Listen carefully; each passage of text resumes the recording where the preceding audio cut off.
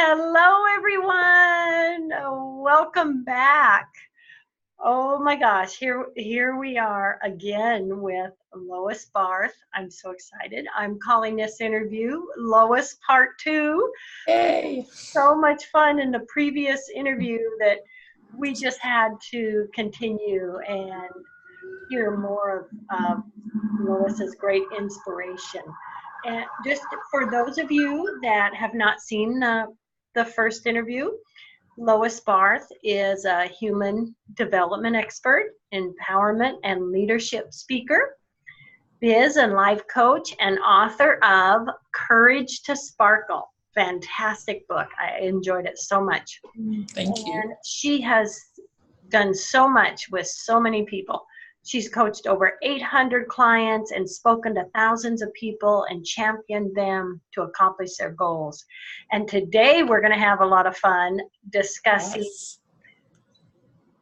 shatter your inner and outer glass ceiling. I can't wait to hear about it. So first off, Lois, thank you. Welcome back. It is such a pleasure. I was honored to have a repeat performance with such a fabulous Sparkle sister. So thank you, Paula. Thank you. Both sparkle, we're both blonde, and woohoo!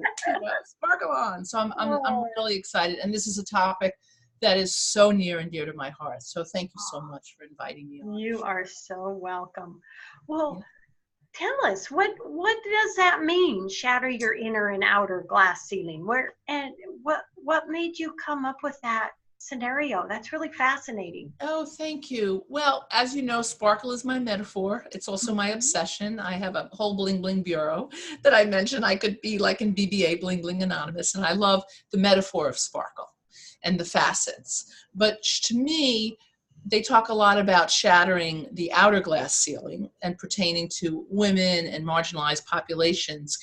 And I think that that's awesome and very important that we look at shattering, not tapping on them, but shattering them. But we also have to look at shattering our inner glass ceiling. Because as you know, when we feel restrictions from the outer world, often we shrink in order to accommodate those external, whether it's implicit bias or sexism, we become almost compliant with it. And without realizing it, we have our own inner glass ceiling. There's a wonderful study, I don't know if you heard it, they did a study with bees, that they put bees in jars and they trap them in jars for 30 or 60 days. And they eventually took the cover off and the bees never left the jar because they assumed the cover was always there. Yeah. So it's sort of what we do as human beings, and especially as women. If we're feeling, that obstacle, we often shrink in order to accommodate it. So it's really about shattering the inner glass, which is about belief systems, swapping out limiting beliefs for expanded beliefs and pairing it, not chocolate, dark chocolate, and wine pairing, although that's really fun too, but pairing beliefs with behaviors. And then the outer glass ceiling, how are we showing up? How are we showing up? And how we're showing up, is it promoting us? Is it supporting us in terms of how we're seeing our expertise, our intelligence, our confidence, and perception? And so tools to bring those two together. And that's what I call shattering the inner and outer glass ceiling. I've been very honored. Yes, there's sirens in the back. I live across the street from a hospital in Manhattan, and I speak on stress. Woohoo! Can't make that up. So that's what you're hearing. But it's an urgent topic, so it's perfect. So shattering your inner and outer glass ceiling, I've been speaking a lot in keynotes. I just did one in the end of the year for women in trucking to elevate women who are, basically elevate their presence, their seniority, their stature. And I speak in a lot of to women in male dominated, whether it's energy or finance or trucking, transportation. And then I also do it in law firms and financial firms and just nonprofits. So it's how do you bring the two of them together? And that's, my feeling is, happy wife, happy life. I feel happy women, happy planet. That when women feel fulfilled, then there's a planetary shift happen. When we start to really leverage and enhance the feminine energy and integrate it with the masculine, that's when the planet will start shifting. And we're seeing it already. So I'm very excited. very excited about my topic. And, I have to share being a female entrepreneur. I mean, there really is a difference out there in the business world. Having been a restaurant manager, and then I bought it and owned it. My restaurant for 7 years. Wow. And it was like the years I managed it, it was like everything was fine. And then after I purchased it and I became this female owner, it was like vendors and different people the business worked with. It was like, you're the owner? I mean, it really amazed me. Staggering. Yeah, it was something. Oh yeah, I mean, I had a conversation at the group I was speaking to, the feminine principal. She was a CEO, female, and she had her underling with her, who was male, and it was a potential buyer, and they kept, it was a lead, and they kept addressing the male instead of her. And finally, the male said, "Excuse me, you should be really talking to, let's call her Sheila. Sheila owns the company. I work for Sheila. Please, from now on, direct your questions to Sheila." In a nice way, but firm and friendly. Yeah. But there's that bias that if there's the man in the room, he owns it. And we need to shift that bias, and that's where the outer glass ceiling comes. So you know it firsthand. Yes. Yes. And there's a lot to do there. And so you're helping with giving tools that can be used in doing that? Absolutely. I call it mindset meets methodology. You can't, unless you shift your mindset, as you know, nothing will change. But once you have a mindset shift, you also need methodology. So the inner glass ceiling is really about, first of all, how are we unwittingly ascribing to the good girl club without realizing it? So one of the exercises that I do with women is to say, stream of consciousness, good girls do, good girls don't. So when I say good girls do, what's the first thing that comes up for you, Paula? Good girls do what? Do what they're told. Do what they're told. What's expected. Do what's expected. Follow the rules. Yes. Right. And good girls don't. What comes up for you? Oh, stand out, take charge. Right. Yeah. And exactly. And what's insidious is we're buying into those things. And yet some of the good girl messages, good girls are respectful. There's times that being respectful is a very good trait. So that's the insidiousness. Some of the messaging really helps you and is positive, and some of the messaging is totally detrimental. So it's really identifying what's your good girl story. When did you start buying into the good girl club? So mine was very, very apparent.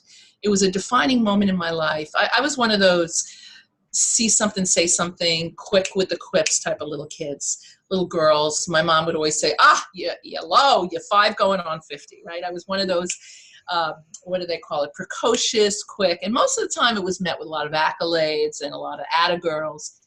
But one day, I must have spoken out of term. I don't even remember what I was saying. But my dad, who was a very quiet man, lovely, wise, kind, I just adored him, as I did my mom. He took issue with what I said. Now, my father has yelled 3 times my entire childhood, and it sounds like this. Hey! Yep, that's it. Hey! And it was the first time in my life that he said, hey, directly to me. He looked at me and said, girlfriend, you're getting a little strong. It was the worst word he could have said. He could have said obnoxious, loud, domineering. It would not have affected. It's not a triggering word for me. Yeah. But I immediately conflated strong with being pushy, out of line, controlling, too much. And in that moment, I made up a story, Paula, right? We make up stories. I made the story up that I was too much and too intense. And my natural essence, my joy, my smart, my power was going to make men uncomfortable, especially those I love, respected, and by the way, relied on. My father was role model. I relied on him. And I started to what I call beige myself out. And all of a sudden, I wasn't so quick. or if I said a quip, I would second guess, ooh, maybe that annoyed someone. And it was that process of identifying. I've had executive coaching clients who were phenomenally successful.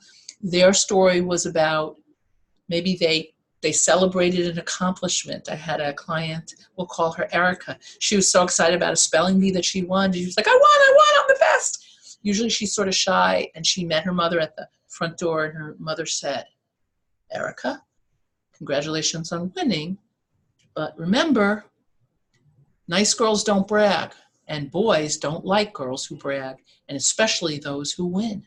She went underground. And so her story was, if she's doing a good enough job, they'll notice. Well, guess what? They won't notice, because your boss gets 300 to 400 emails a day, and that's before noon. So you're going to have to advocate for yourself. So we've all, without realizing, have bought into the good girl. Yeah. And I've had clients who go, I don't buy that. I was a rebel from day one. And I said, but a rebel, in a way, is the other side of the good girl coin. You're being reactive. You're not necessarily owning what's right for you. So it's really all part of that. So the first part of your inner glass ceiling is to really look at what beliefs you're holding. How have you bought into the good girl club, and how do you become a recovering good girl instead of a chronic good girl? People pleasing, people, what I call displeasing, because when you people please, you really resent the people. Nobody people pleases without resenting the person. So that's the first thing, is where are you in the good girl club? Where have you internalized it? And what is the negative, limiting, either or message you're carrying? For me, it was, I'm too much / not enough.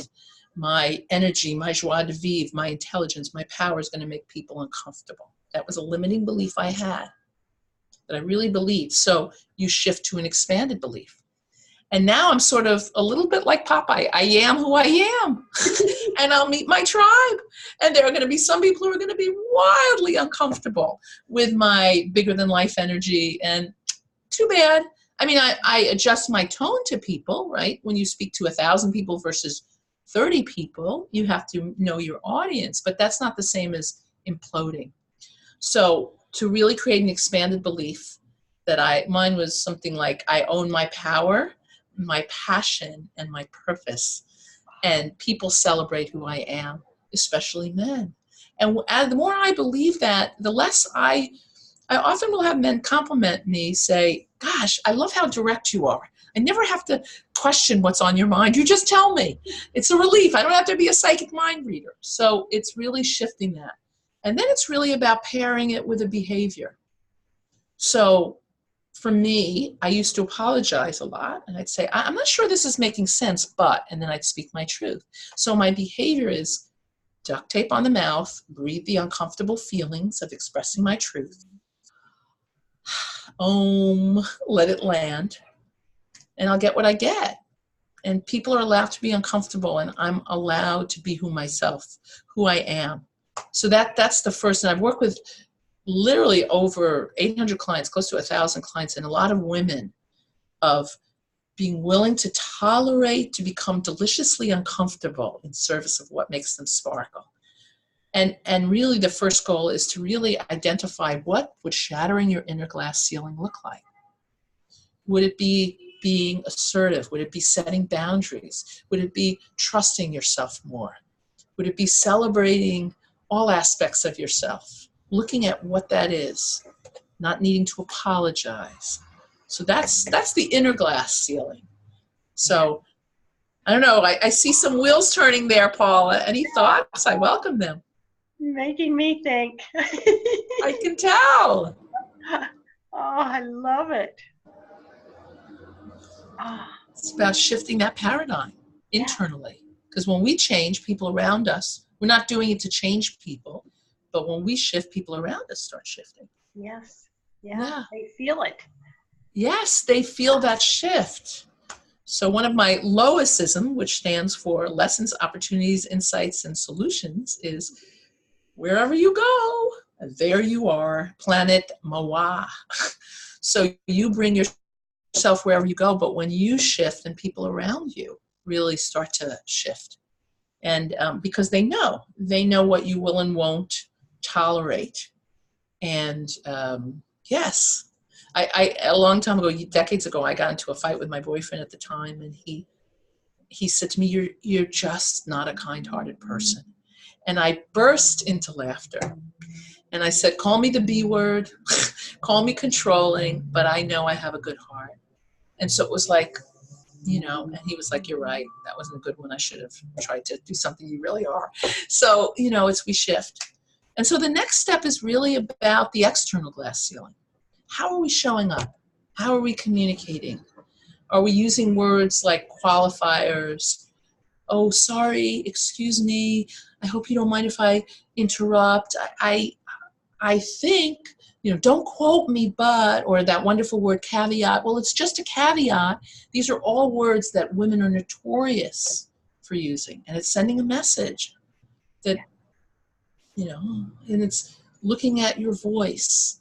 Is it an upward inflection? I think the client meeting went really well. Does that send a message? You're asking them for approval as opposed to, I think the client meeting went really well. It's affirmative.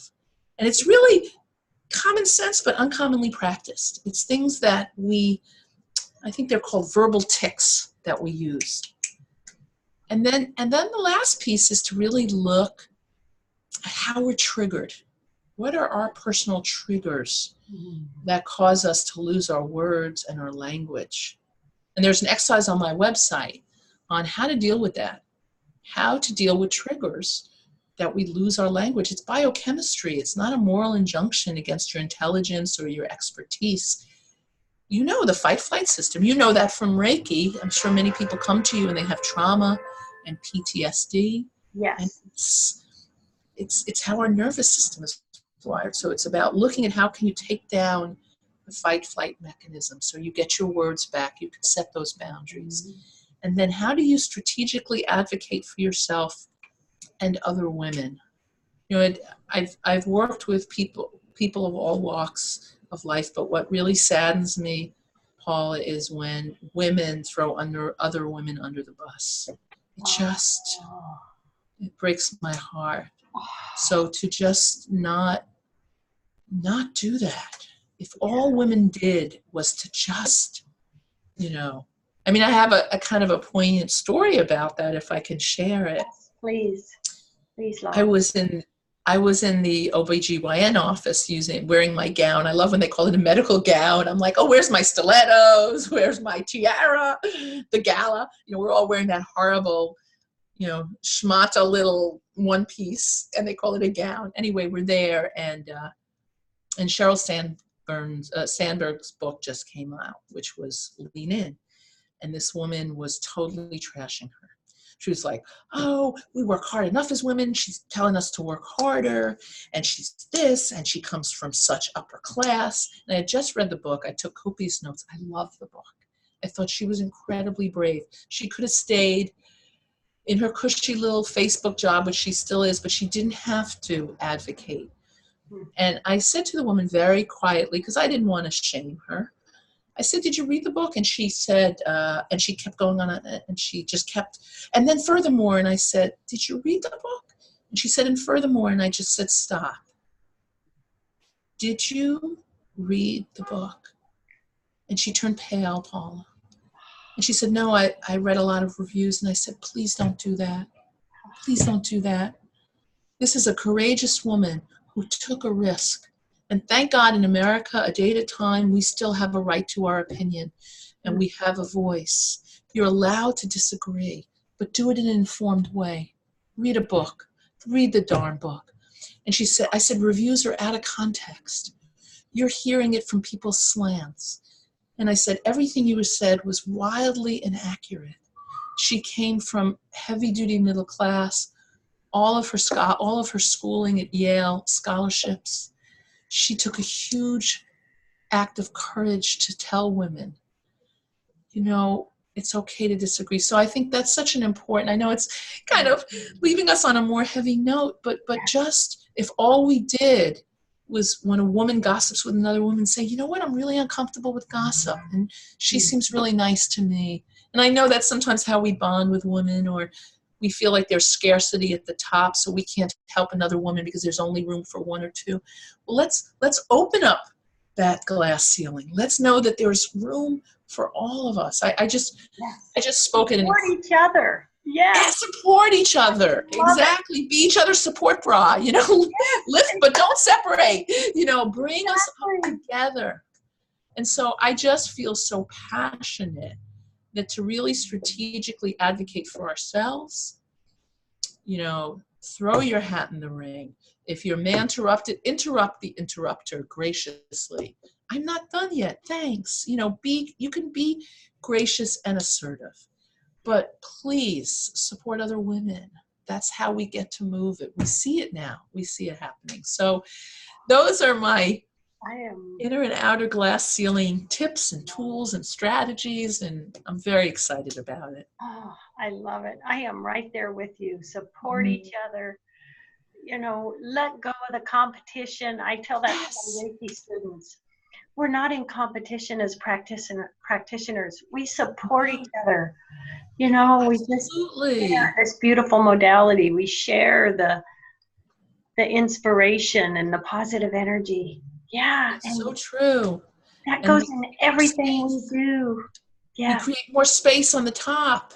Yes. That's how we do it, by saying there's only 2 of us on the top. We got to get 10 of us. How are we going to do it?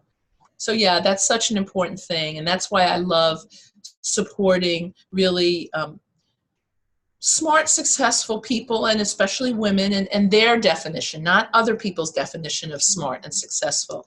How do you get to the next level personally and professionally so that you can have the courage to sparkle, create a life that lights you up, and shatter both inner and outer glass ceiling and help other women to do it. And when we do that, we're not only helping our sisters, but we're helping men.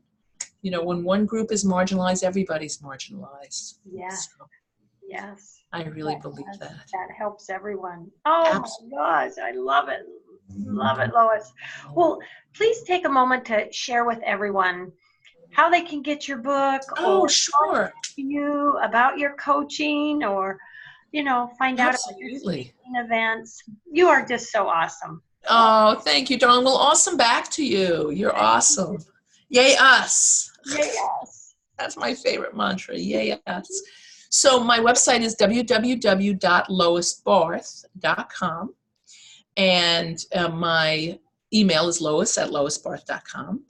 And 2 things I'd love to offer to share the sparkle and in appreciation for being invited on your wonderful show is, 1, if you can tell me what shattering your inner and outer glass ceiling, it could be a sentence, just in the subject line go, shattering my inner and outer glass ceiling means, and then in that body, to my email, I'm going to be doing a raffle, and whichever one I pick gets a free book with a thank you card and, of course, my book signed. And also, if you're looking in your life, how do I get to the next level?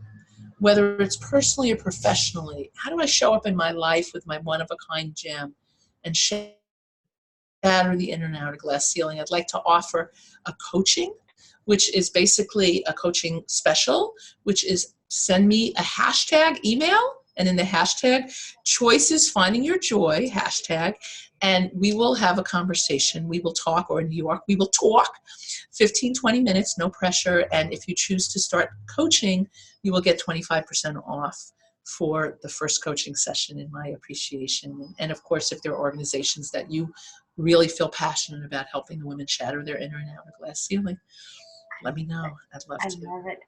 With a few minutes left, Lois. Yes, please. Share something that our audience can think about today from this moment. What am I going to do different today? Give us a first step. What do you want to leave them with? I love that. I would really get I would leave it with, I believe in thoughts, beliefs, and actions. So when a thought comes up, a belief or an action, just ask yourself, is this helping me to shatter my inner and outer glass ceiling? And if the answer comes out, not so much, then let it go. And let it go. And your body will also know. As women, we have this incredible mechanism, because what lights us up, we feel it. We feel it. So that's what I'd say when you're really at a precipice and you don't know where a belief comes in. Does this thought, belief, and action support me in shattering my inner glass ceiling. There's no wrong or right. There's what helps me shatter it and what keeps me stuck. Yeah. So those are the gems I'll leave you with. Oh, I love that. I love that. Because our thoughts are so powerful, aren't they? And I love they are so powerful. You know, I can let that go. That's not what I choose to focus on today. Right. And create another thought. Exactly. Does that support me to shatter it, or does it keep me stuck? Yes. And then it's not, I love the word productive. Does it produce the results I want in my life, or does it keep me stuck? Or does it produce results I don't want in my life? Because either way, you're producing results every day, hundreds of them a day. Yes, it's going to happen. So what are you going to produce? And isn't that just so exciting, Lois, that we have that ability to say, we do. The direction I'm going to go with my thoughts? Absolutely. Really There's so much power in it. Yeah. Yeah. Yes. It's so empowering. And people often confuse blame with responsibility. Blame is very much shame and keeps you stuck, but responsibility is like, wow, I get to choose. I have power over this. It's like a double espresso without the caffeine crash. It energizes you. Yes. Yes. It excites us, and really, I believe it sparks our creativity. Totally. And moving forward, I mean, it really is something to celebrate. It certainly is. It certainly is. Oh, yeah. Well, Lois, happy sparkling to you today. Yes, you too. Happy Sparkle Day to you too. Happy sparkling. Let's just all sparkle today. This is our sparkle today, and there's going to be many more. Life is short. Life is precious. Sparkle now. I love it. I love it. Thank you so much, Lois. Everyone. Thank you. Love, hugs, and blessings. Bye. Bye-bye. Big hugs. Sparkle hugs.